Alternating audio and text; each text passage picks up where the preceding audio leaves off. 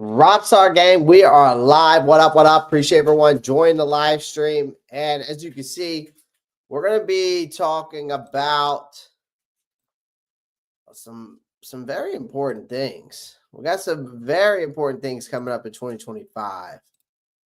Some very important things coming in 2025, ladies and gentlemen. So make sure you pound that like button, hit the subscribe button, stay in the loop, ring that post notifications bell.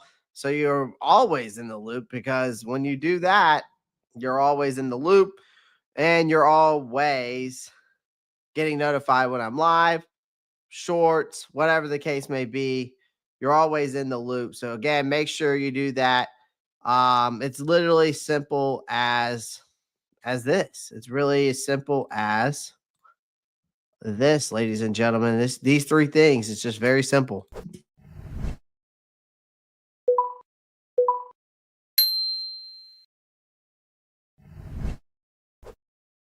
So that's it.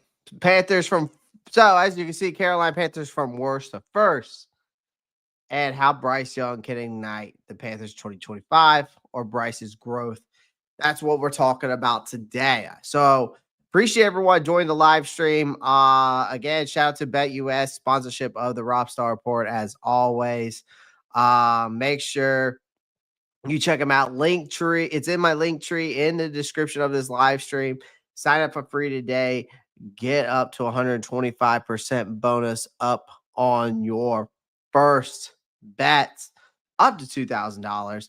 Also, make sure you follow me on almost social media: Facebook, Instagram, Twitter, TikTok, Twitch as well. We are live on Twitch. So yeah, go check it out. I appreciate it. Yeah, so let's see what we got in here. We got Omar T. Higgins, sign, welcome Carolina Panthers. No. Omar, we just talked about this yesterday, man. Holy shit.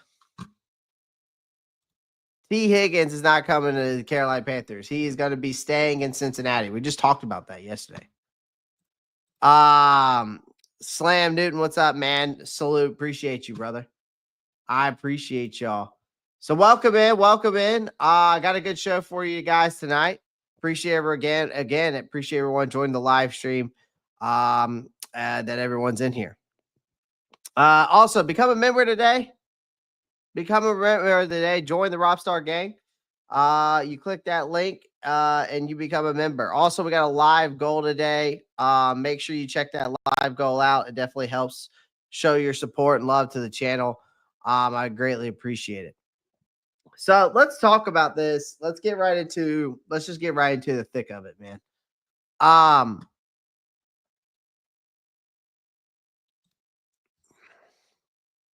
So let's talk about how Carolina really can go from worst to first. Okay, let's get real for a minute, because I think we can go from worst to first. It's an interesting statement to think that way. It's depends on how this free offseason goes. This is the time of year where a lot of hope and a lot of these types of talks come about, right? Because everything struggling franchise, everything struggling franchise suddenly becomes this dark horse contender. It happens every offseason. And I think this time around for me, it's the Carolina Panthers being served up as that next great turnaround story. Now, there's other guys out there. There have been analysts out there that has thrown out these bold takes that Carolina could go from dead last in the NFC South to division champs in 2025.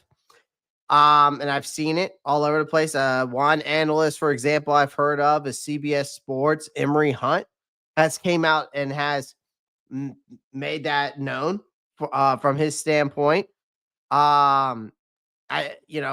Sounds inspiring, right? But a true rags to riches tale, right? Except, let's be real. This is the same Panthers team, ladies and gentlemen, that just spent the better part of a decade fumbling through failed rebuilds and bad coaching hires and front office blunders. They haven't won the NFC South South since 2015. That was like when Barack Obama was still in the White House. Everyone was busy arguing about whether Drake was actually dancing in that Hot Light Bling video or just flailing around. The world has changed now, right? Fortunately for Carolina, they haven't changed much for the better. So, is this possible, or are we just talking out of our ass, right?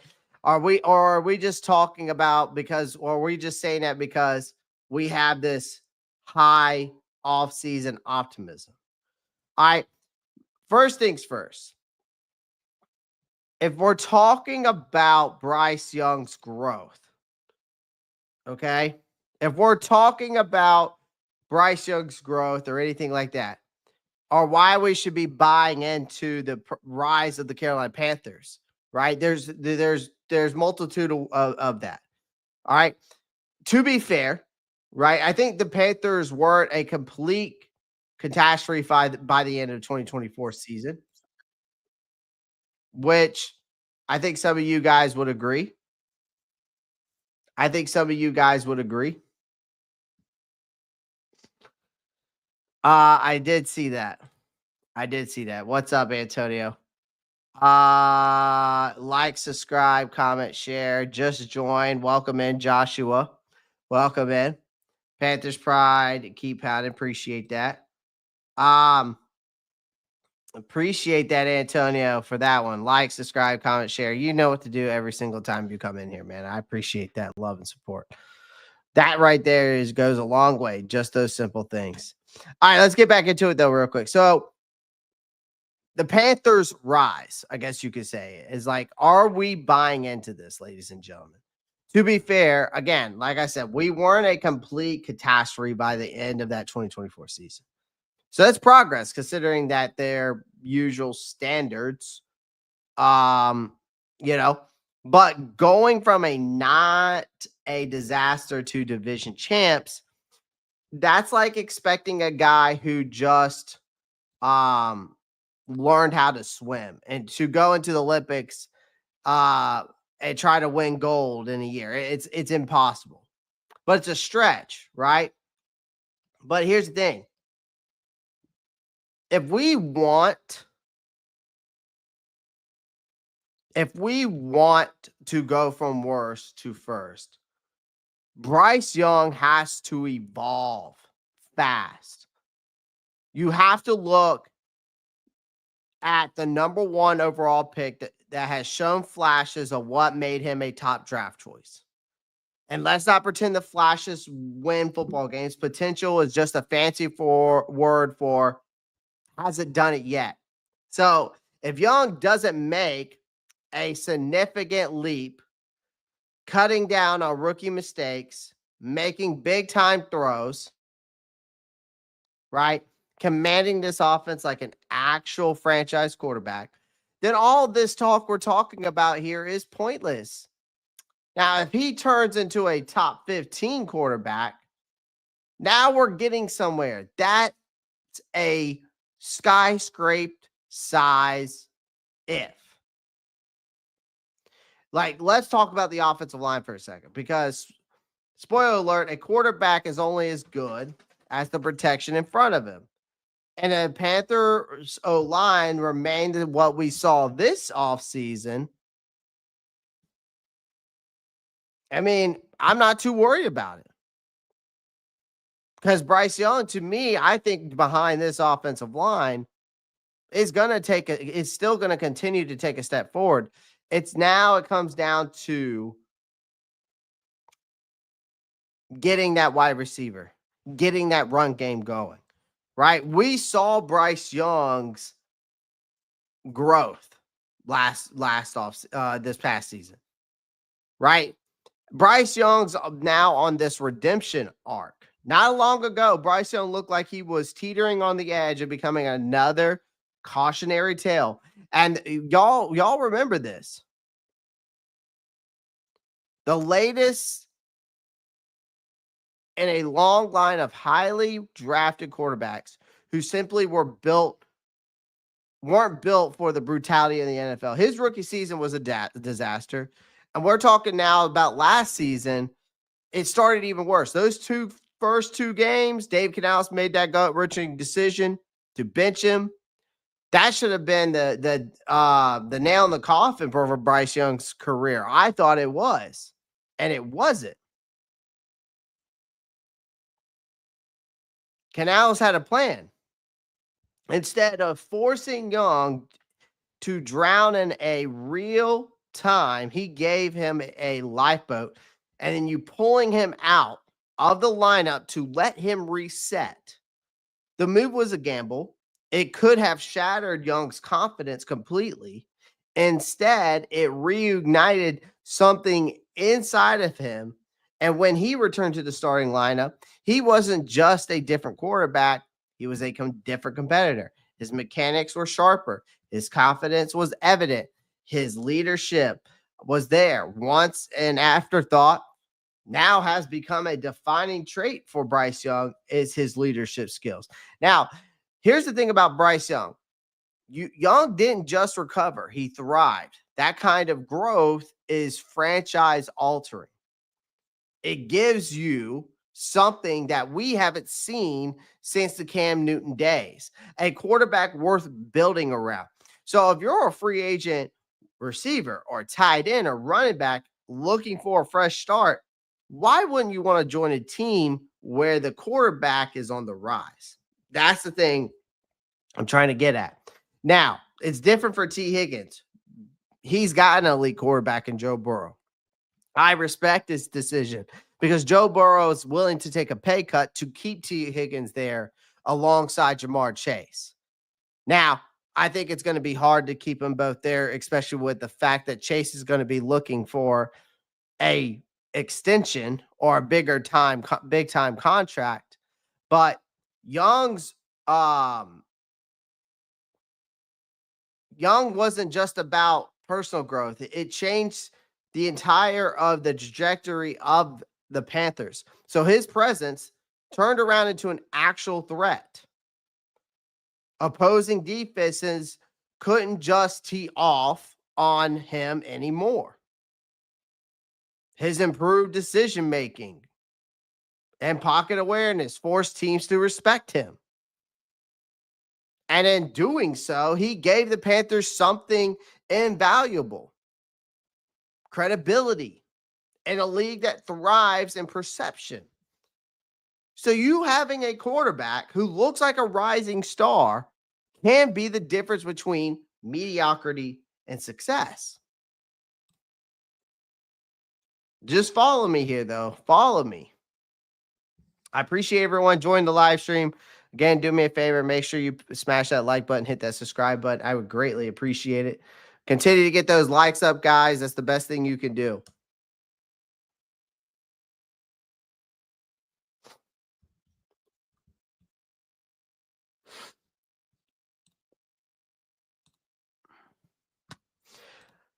Matt Chatter, we're pick number 8. Defense is the number one problem. It absolutely is. Damn, you are an ugly. What the fuck? What happened? All right, there we go.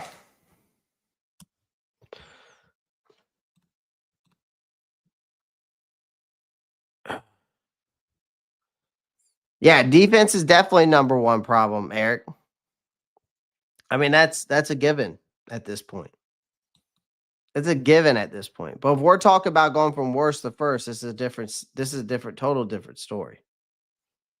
That's what we're talking about. We're talking about how going from worst to first. We're also talking about how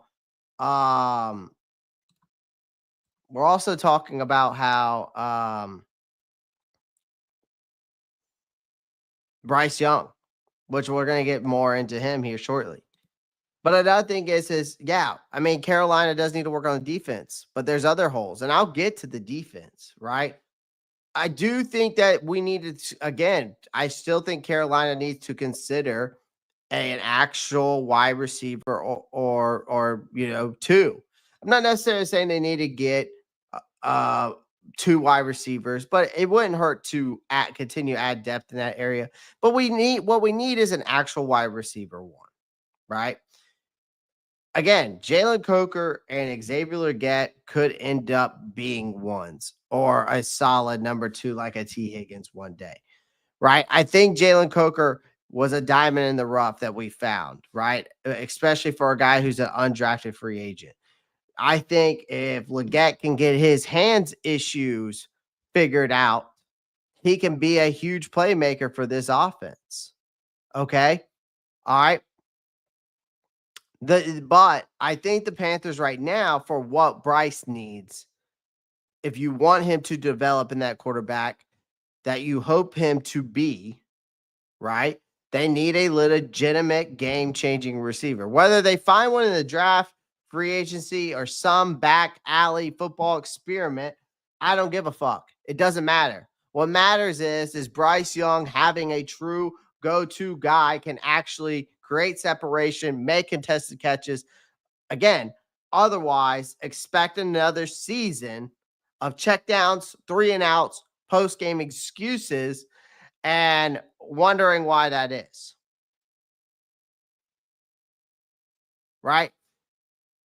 And while they're at it, how about adding some depth? Like having one solid receiver isn't enough. I think that it doesn't hurt to add maybe one more on top of the wide receiver one. But the Carolina Panthers do need a complete receiving core. Right? Again, we need someone I think also to be the predecessor for Adam Thielen when he decides to retire. Defenses adjust, injuries happen, so relying on guys is a recipe for disaster. They need a full arsenal of weapons for Young to utilize if they want to truly compete. Now, I know that the defense is huge. I understand that. Let's see who we got in here real quick. A long life with Gabe says, if we get James Pierce 8, we will be set. People forget how good Pierce really was. He had the same amount of hurries as Abdul in less games. I'm not opposed. Listen, man, I am not opposed to I am not opposed to James Pierce Jr. Some people, Chuck Lee in the chat, he'll tell you differently. William Good says we need to just trade down and add more depth. William Good, I'm also on the train of trading down and adding more depth as well. I'm all about, I think it's a smart move. I think there's going to be teams willing to trade with us. I really do. I do think there's teams that are going to be looking at that 8 pick. As long as that person's there, I wouldn't be surprised if someone comes with, again, it all comes down to giving us a deal that we can't refuse, an offer that you can't refuse, you know? So yeah, I'm all about that. What's up, Chuck? I appreciate you joining, man. See you in there already in the chat, blowing it up. But yeah, I mean, listen, we know the defense has to be stop being such a turnstile. Like, I mean, I get it. Winning a division with a bottom tier defense isn't happening. I understand that. Just ask every terrible team with a great quarterback. Again, Carolina defense doesn't have to be elite, but it needs to at least hover in that respectable top 20 range. Like if they can hold teams under 24 points consistently, you've got a shot. But if it's another season of opposing quarterbacks treating them like a 7-on-7 drill, you can forget it. Like pass rush, that would be nice. Consistently applying pressure on opposing quarterbacks is one of the biggest keys to defensive success. And the Panthers have been widely inconsistent in that department. So, again, if they can't generate pressure and force mistakes, they'll be stuck watching teams pick them apart week after week. And another thing, if we're talking about another problem that we have, Tampa Bay is a problem in the division. Let's talk about a division rival real quick, because Tampa Bay is a problem. because that's a big, massive red pewter roadblock standing between Carolina and division title, and that's the Tampa Bay Buccaneers. The Panthers haven't just struggled against them. They flat out get bullied by them. Tampa has won 9 of the last 10 meetings, and most of those weren't even close. So that's not a rivalry. It's a recruiting nightmare. And the Panthers can't just aim to beat up the Saints and the Falcons. They need to prove that they can actually take down Tampa Bay when it matters. And guess what? The Bucs aren't about to just step aside and let Carolina waltz to the top again. They've built a winning culture, and unless suddenly things collapse, which let's be honest, isn't likely. I think Carolina will have to take that division crown by force and not by hopefully just thinking, right? Even beyond Tampa Bay, let's not overlook the Falcons. Okay, the Saints are in full rebuild mode with Kellen Moore now. All right. But the Saints always find ways to be competitive with us. Atlanta, despite their inconsistency, it's not a team that you can just continue to consistently walk over. So the NFC South might not be the best division in football, ladies and gentlemen, but it's also not a free ride to the playoffs. So I think we will need to outplay, outcoach, outlast all of our individual rivals, even if we make that leap, right? Even if we make that leap. Now, here's another thing that let me get to some of these comments real quick. I can see the Panthers make the move like Joe Burrow did in Cincinnati in the Super Bowl out of nowhere. I mean, that would be nice. For sure. I mean, I would not be opposed to that, except winning it would be a little bit better, Slam Newton. Winning it instead would be better. William Good says Panthers just need to follow the same recipe as Bryce was in college. They just need to continue to play to his strengths, like Dave Canales did at the last 10 games of the season. We saw that. That's what they need to do.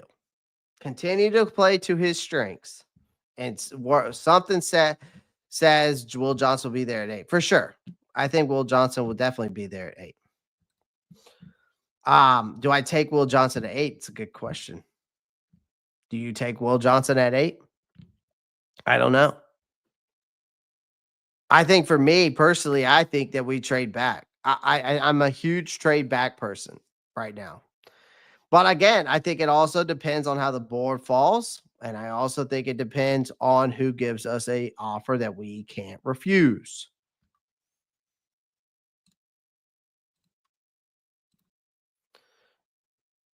Guys, make sure we help. I got a live goal for tonight. Help support the channel. Any donation is much appreciated. I greatly appreciate that. Also, become a member. Join the Roppstar gang. It's pinned up on the chat to become a member. It's less than a cup of coffee from Dunkin' Donuts per month. So, shout out to Marcos Cash coming in with that comment there. He says, "What up, Panther Nation? Subscribe, bell for the latest news and updates and analysts on the Carolina Panthers. Don't forget to show your love and support. Pound that like button on your way in. Appreciate that, Marcos." I feel like if we win the division, our defense gets straight because we know that XL can do with a good wrist. Yeah, I mean, again, I'm not saying that XL can't do it, man. I think we'll see what he does when he comes back see how his hands do. I don't care if Jesus is there 8. Trade back. We are just that bad off. Again, the reason why I say that, and that's another reason why I say trade back. I mean, you've got to think about, you got 21 free agents on the market. 21 of your guys, we're losing 21 players to the free agency. So that's 21 players you have to replace. With the draft and free agency and the limited cap space that you do have, how do you spend that money? I think Brant Tillis is going to end up doing something like he did with Damian Lewis with a couple players. And like we saw with Robert Hunt and Damian Lewis, I could see Brant Tillis pulling some type of magic in that aspect of things. Right? Like we talk about, well, we don't have enough cap space. But again, we also didn't think we would be able to sign $100,000 right guard and be able to sign Damian Lewis at the same time. You know what I mean? But at the same time, also, you have to, I think you do need to trade back. We've always talked about trading back. Last year, we traded up and then we traded back and then we traded back up, right? It's like Dan Morgan is just, right? Chuck Lee, that would be nasty. That would be absolutely nasty. Trade back draft Starks to pair with Hufanga. If we sign Hufanga, right? I mean, that would be nasty. That would be nasty. I again, for me, Chuck Lee, though, I want to build the trenches. But I guess you could do that through the draft at that point if you make a move. But again, at the same time, I want to build the trenches in both free agency and I want to build the trenches in the draft. I'm a big trench believer on both sides of the ball. I believe the Panthers will be better than the Saints, the Falcons, and Bucks are tough. Yeah. The word is we may not extend Taylor Moton. We are stupid. I mean, I think another thing that they either are going to restructure him or they're going to extend him. It's going to be one or the other, Chuck Lee. But I think what they need to do, and this is another thing I'm thinking about in the draft, is they might need to find a predecessor for him as well. I think we need to find a predecessor for Adam Thielen, and you need to find a predecessor for Taylor Moton. So I think that it's probably going to be both of those guys they're going to be looking at in the draft for those guys. I think that's what they're going to have to do. Spending the money on a defense because we're not getting a wide receiver one in free agency next year, though. We could throw a crazy bag at Wilson or Higgins. We'll see. We'll see, Kendall. Let's talk about stability real quick. In Carolina, believe it. All right. Because for years, we got to think about it this way. The Panthers were the definition of chaos. I feel like now we've started to see more of that stability. Now, the coaching carousel never stopped spinning. The quarterback situation changed by the season. And then David Tepper, despite his deep pockets, you got to think about it this way. He ran the franchise with all the patience of a kid smashing buttons on a video game. But something changed. Tepper finally backed off. He let the football minds run the show. And just like that, for the first time in ages, I feel like the Panthers look like they actually have some stability once again. There's no coaching search. There's no general manager drama. There's no quarterback controversy now. It's almost unsettling how things are normal in Carolina and how normal things look now. Like, have y'all ever thought about that? Like, that matters in free agency. Stability matters in free agency. Players want to sign with teams, ladies and gentlemen, that aren't ticking time bombs. Stability attracts talent. Okay? And we finally are offering that in a way that we never could have before. But stability isn't just about keeping people in place. It's about direction. It's about how to build a team with a clear identity. Because for too long, the Panthers were a team. If we think about it, this Panthers team with no clear identity, and now they have one.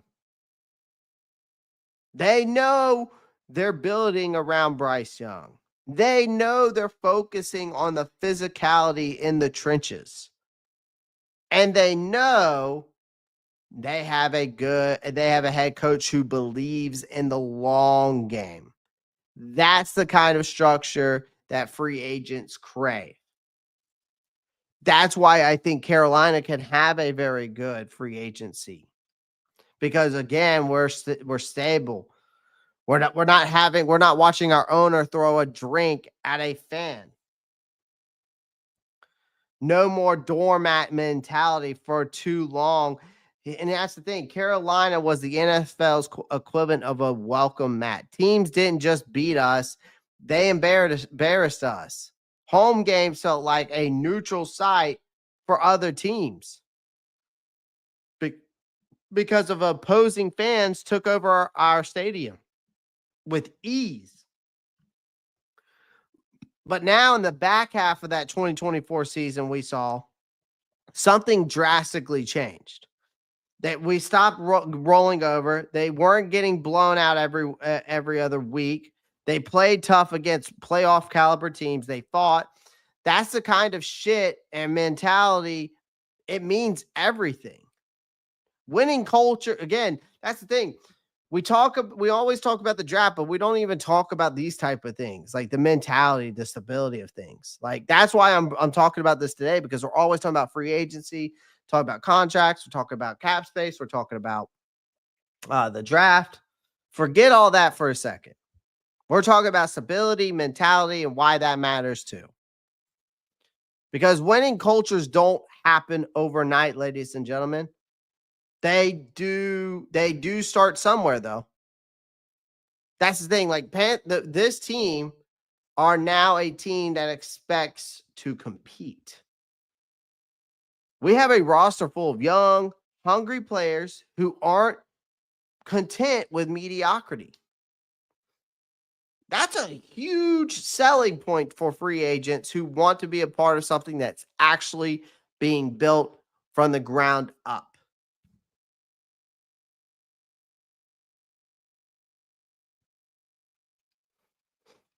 And we got a revamped offensive line. If you think about it, like, again, if you want to ruin a quarterback very easily, give any quarterback in the NFL, if you want to ruin him, just give him a terrible offensive line. Because Bryce Young learned that firsthand. And he learned it the hard way back in 2023 when he spent more time running for his life than making plays. And that offensive line was a disaster, a revolving door of missed blocks and blown assignments. Y'all remember watching them? I can't believe when last 2 years ago, so 2023 now, it's been 2 years. I was breaking down those games films. And it was so hard to rewatch them, and I still continue to do it.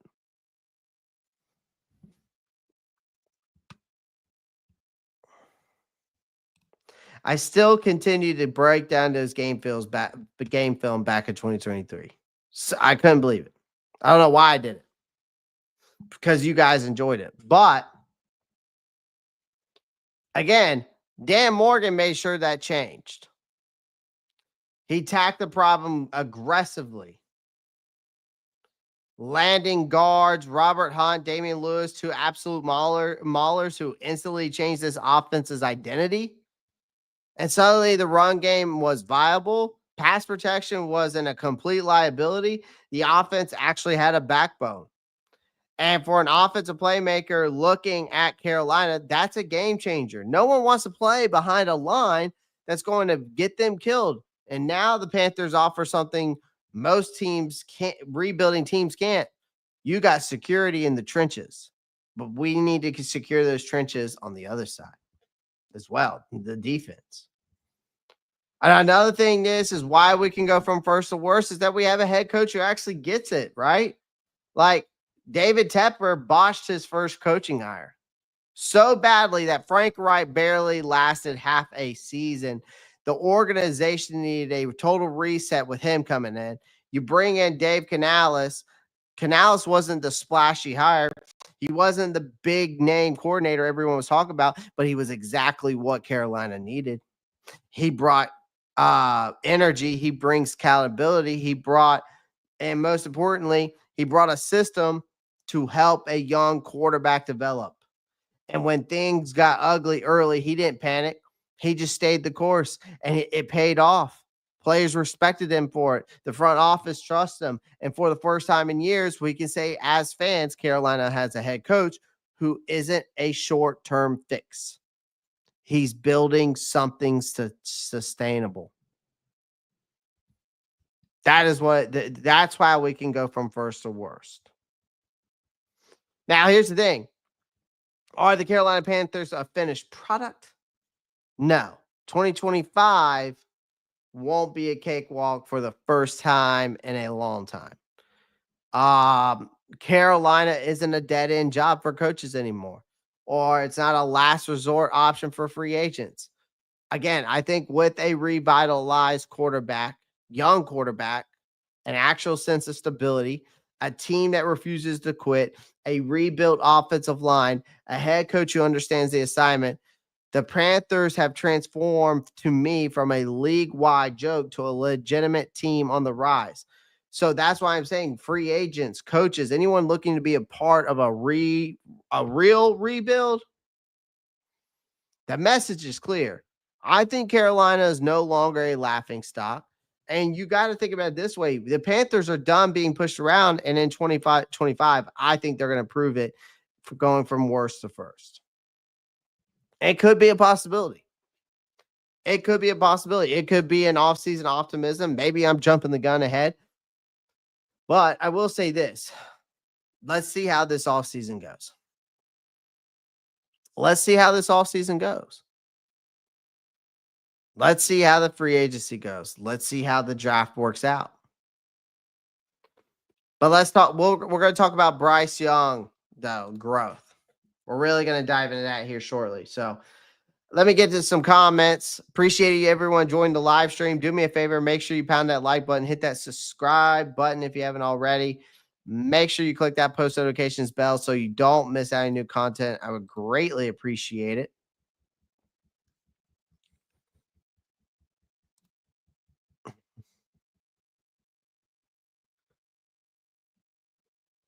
Twitch.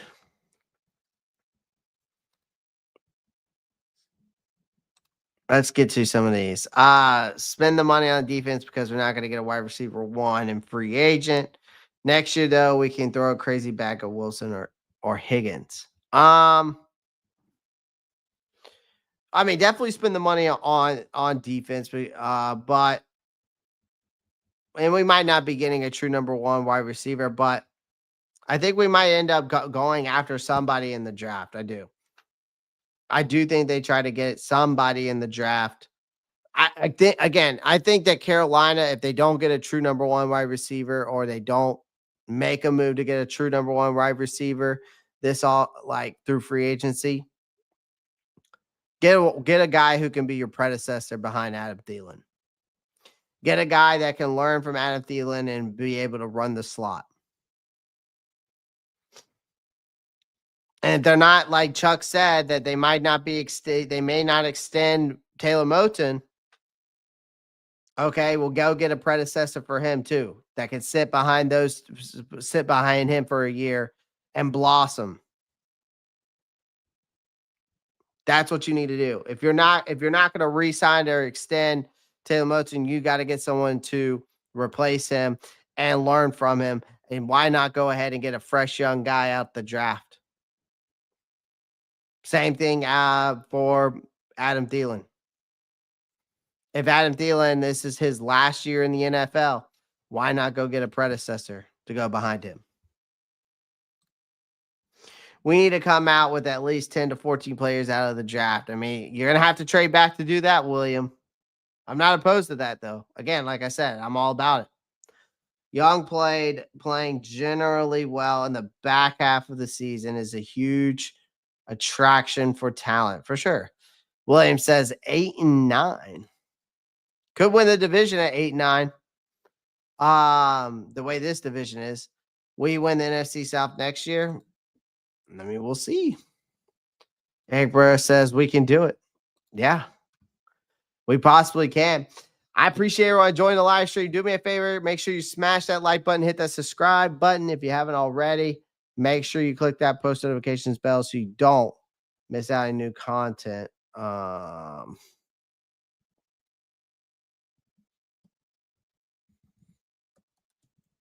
Is that what it's called? Let's go. Let's look at Bryce Young.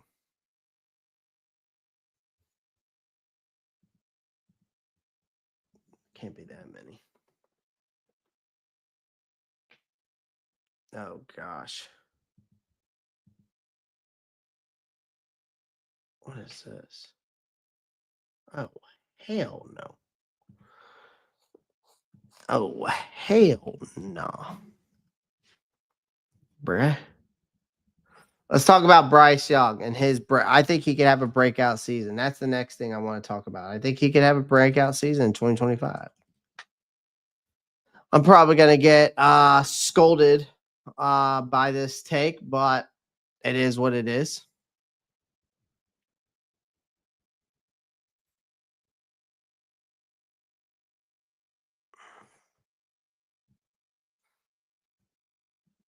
Now, not everybody's a big Bryce Young fan. I know that.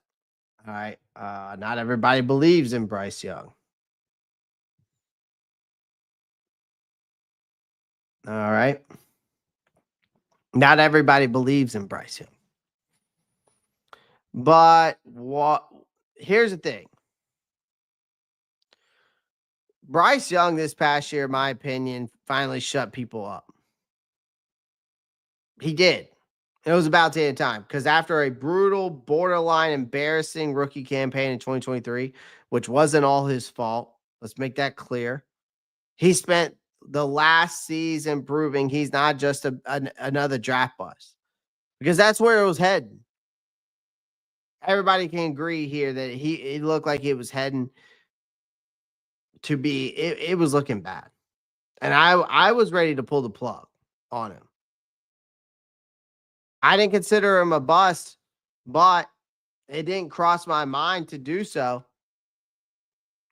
Right? Like heading into 2025, the Carolina Panthers' supposed franchise quarterback isn't just showing promise.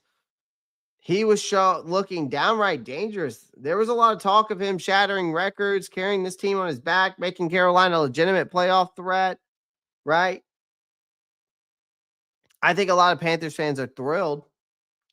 But let's not get ahead of ourselves because, well, this is the Carolina Panthers, and nothing comes easy ever here, right? But let's talk about that rocky start.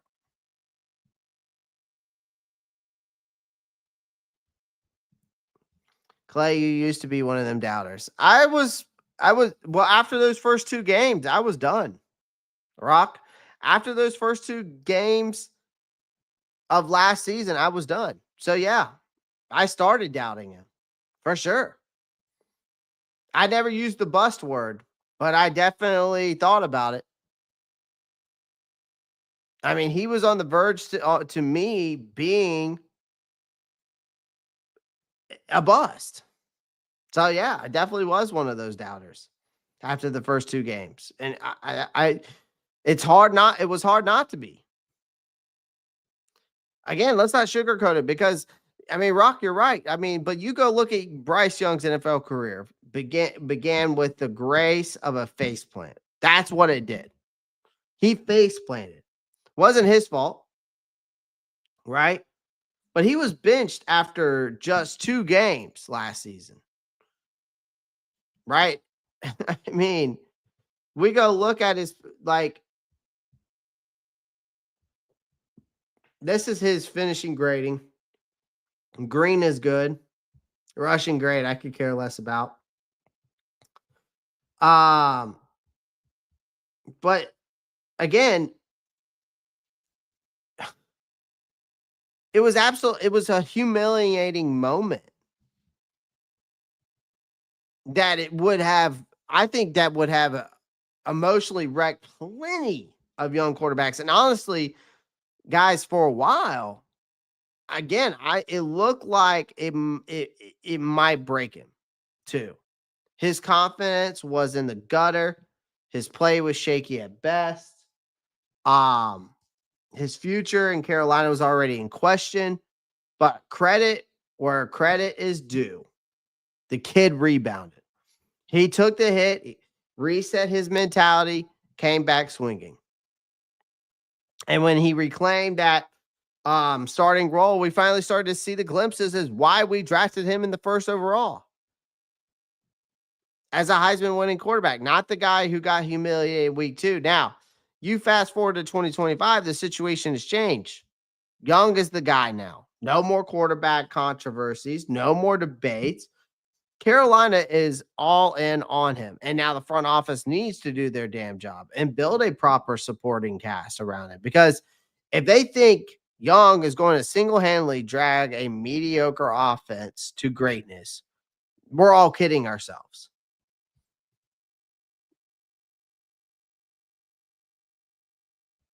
I mean, seriously. Like, that's why I talk about Panthers needing a real wide receiver one. Because, again, it's not cutting it.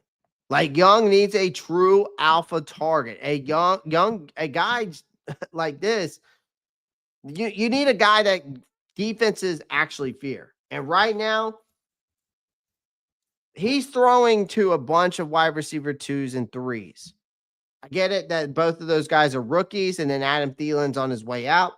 But again, that is not a recipe for a breakout year. Like, if you want this guy to develop correctly, and if Carolina is serious about making a playoff run, I know there's a lot of holes on this team. But if you want to be serious about making a playoff run, yes, completely overhaul the defense. But let's not forget about the wide receiver room either. You're going to have to go shopping for an actual playmaker, whether it's free agency, trade, or the draft. They need to get Young some weapons. You can even make the case for the running back position. Who's going to back up Chuba Hubbard? Because are we going to keep Miles Sanders here, or is he going to end up being a cap casualty? And then we cut him. Who's going to replace him? You going to do that in the draft? You going to go after a free agent? That's the same thing. Because we cannot have any more excuses. We've been using excuses for too long.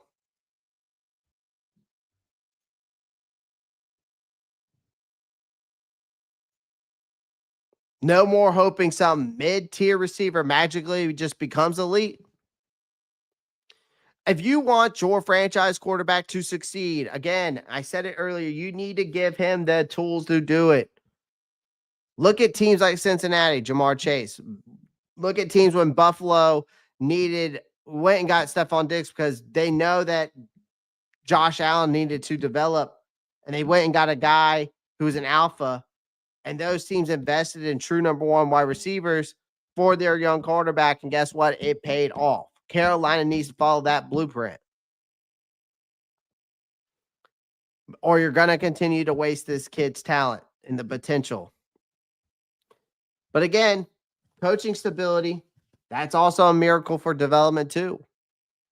Again, if you want to another thing is if you want to ruin a quarterback, keep changing his coach and the system every season.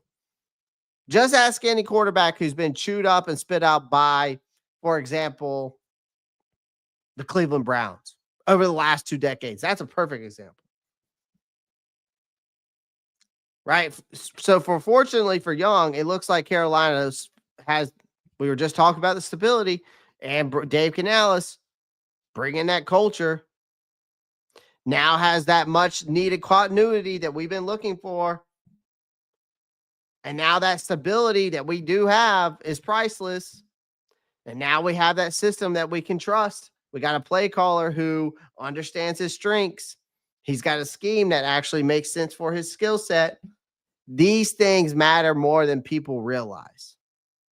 That's why I'm talking about this, because in 2025, that consistency could be the difference between another frustrating season or Young fully breaking out.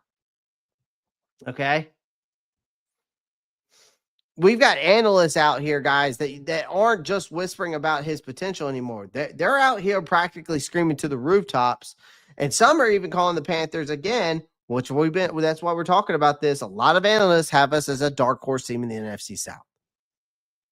I know that sounds insane, but just remember, Cinderella stories start somewhere. The Panthers have been an afterthought for too long. And now they have a quarterback who could change that narrative. Now, the question is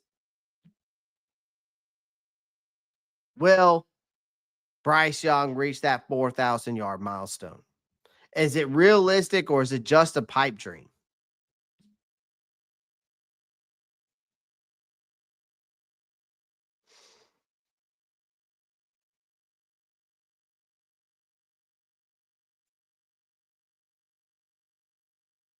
Is it just a pipe dream for Bryce Young? Can he reach 4,000 yards?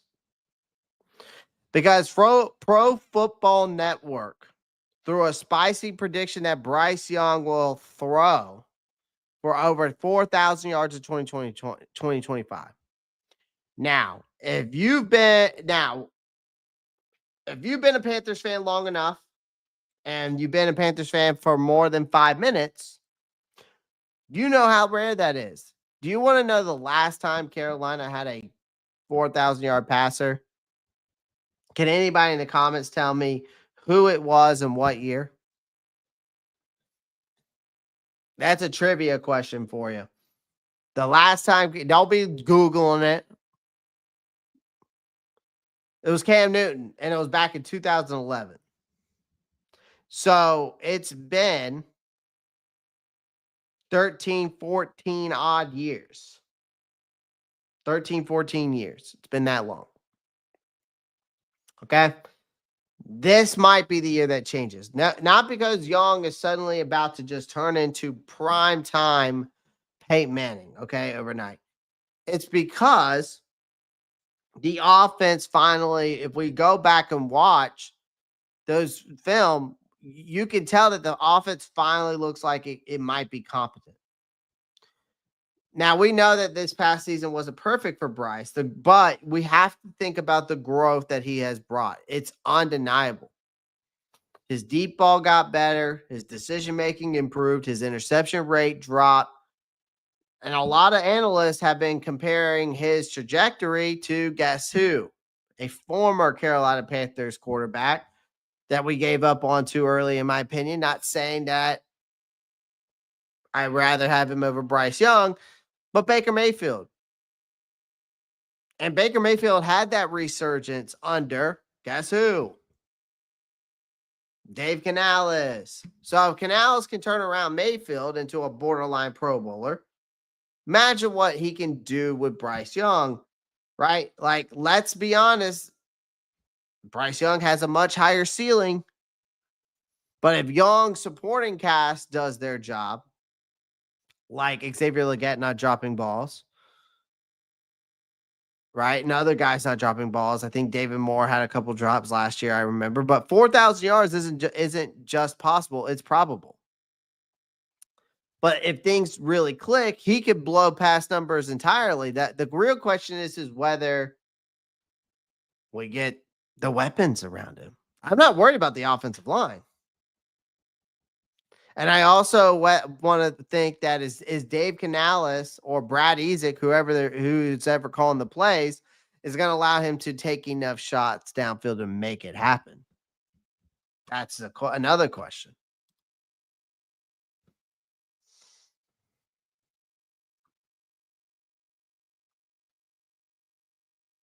Tabletop said Jake Delhomme. I totally agree. Dan Morgan definitely needs to hit a home run on this draft. He has to. He has to hit on this draft. And he has to hit probably at least on three or four players. Guys that can make an immediate impact.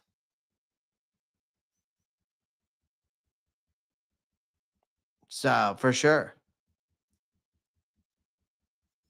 We need some known VIP people. We always have nobodies. You tell me the people that don't make the list.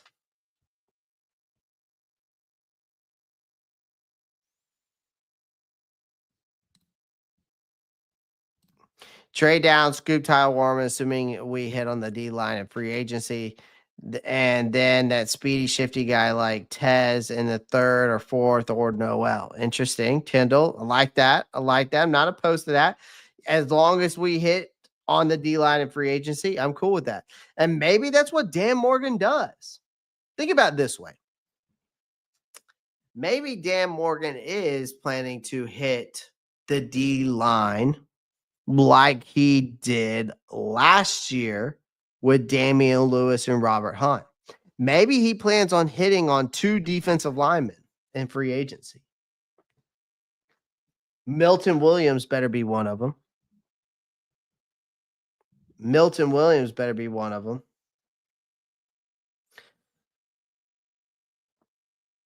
For sure. I like that though. Maybe Dan in free agency tries to do, like I said, tries to do what he did with a Damian Lewis and Robert Hunt. And he goes out and gets 2 big defensive linemen. Or maybe a defensive lineman and an edge rusher. Maybe he goes out and get Milton Williams and Josh Sweat. Or maybe he gets Milton Williams and a Nick Bolton, for instance. I don't know. Now I know that's not D line, but you're checking off that checklist. You're filling some of those holes that you need to. I'm trying to think of another defensive lineman that they could get that would be big time beside Milton Williams right now. Let me see.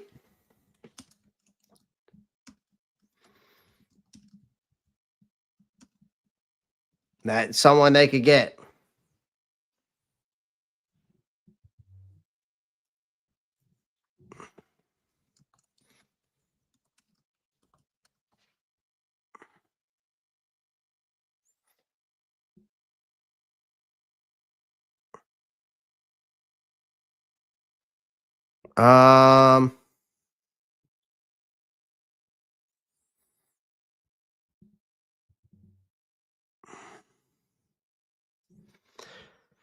I mean, also maybe they go after Hassan Reddick. I don't know. I mean, that's another guy. Yeah, maybe they go and get Osa Adigawuzia. That tabletop's talking about out of Dallas. And they get Milton Williams. They get both of those guys. Wouldn't be opposed to that. Or you get Milton Williams and you get Levi Onowu Zerkarai. Something like that as well. Like, I mean, he could end up getting some major defensive linemen. Who knows?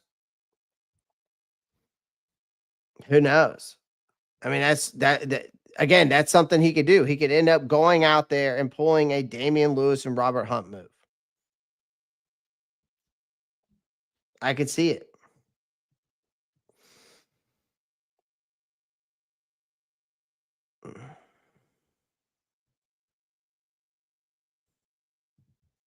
Do you think a good tight end or the kid from Bowling Green? It's a lot of good tight ends in this draft. Do you think a good tight end, Warren, or the kid from Bowling Green?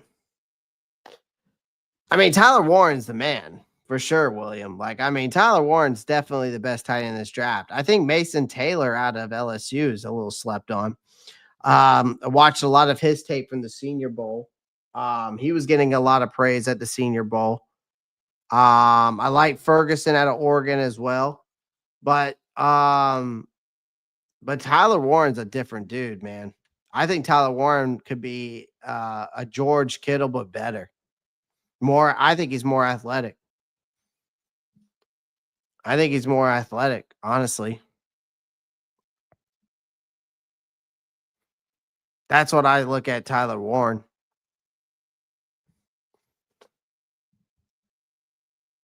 That's a good pick there, I think, tabletop. I do like it. I do like the idea of bringing him in for sure. I like the idea. So the question is can Bryce Young make that leap in 2025? Can Bryce Young catapult himself into that elite quarterback conversation? That's the big question. His 2024 play was solid, but it wasn't exactly MVP caliber. If you take away his 5-touchdown explosion in the season finale against the Falcons, his numbers were still fine, but not bad, but not amazing, just fine. And fine doesn't win championships.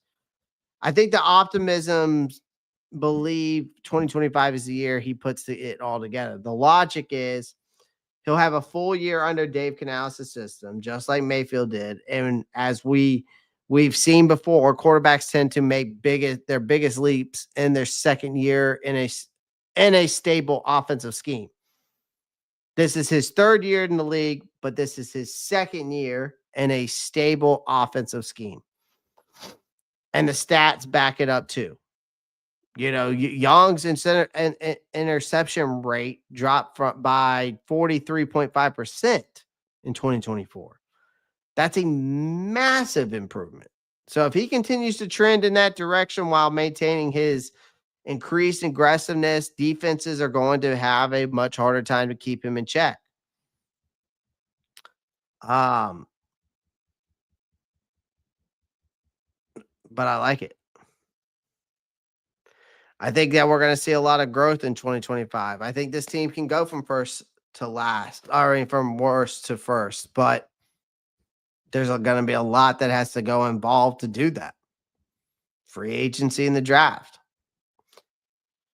So appreciate everyone joining the live stream again. Do me a favor. Make sure you smash that like button, hit that subscribe button if you haven't already. Make sure you click that post notifications bell so you don't miss out on new content. I would greatly appreciate that. Also become a member today. It's pinned up in the chat up there where it has the fire emoji and says, let's go. Join the Ropp game, level up, click, and you have the link there to click on it. It's less than $2 a month. Okay. It's literally less than $2 a month. Okay. Or it's less than $3 a month, I would say. Okay. It's less than $3 a month, but you do have different levels. Okay. I would say it's less than a cup of coffee a month. Okay. Even at the highest level, it's less than a cup of coffee a month. So I greatly appreciate that. So become a member of the Ropp Report. Make sure you follow me on TikTok, Twitter, Instagram, Facebook, Twitch. We're live on Twitch now. So make sure you go check me out on Twitch. Follow me there. I greatly appreciate it. And again, of course, make sure you drop a subscribe button. But yeah, follow me on all those social media. Shout out to BetUS sponsoring the Ropp Report as always. Sign up for free today. Get 125% bonus up on your first bet, but bet responsibly. Okay. Bet responsibly. Don't bet more than you can't afford. Okay. All you hooligans out there. Guys, again, solid live stream. I will see you tomorrow as always. Love you guys. Be safe. Have fun. Keep pounding. Peace.